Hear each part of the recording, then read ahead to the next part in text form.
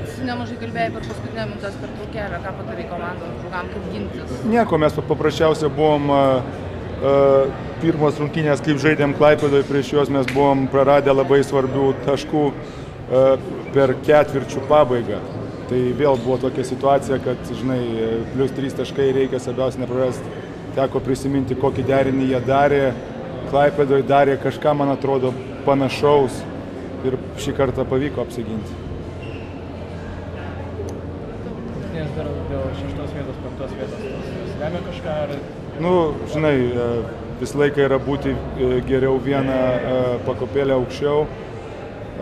5-tukė Europos būtų geriau negu 6-tukė, ypač kaip žaidži namuose. Ir iš pradžių kažkaip tikrai keista buvo pamatyti pusę salės, o paskui kažkaip susidarė tikrai labai gera atmosfera vėl šiandien ir vėl tenka padėkoti mūsų sirgaliam, kad jie buvo su mumis. Ir, nu, sakau, vėlgi daug kas Rūbinė irgi sakė, kad nėra šiandien tokio labai didelio džiaugsmo, nors tas pagrindinis tikslas yra įvykdytas, ką mes susibrėžėm prieš čempionatą, bet dėja šitas čempionatas bus prisimintas kaip pralaimėjimas Makedonų.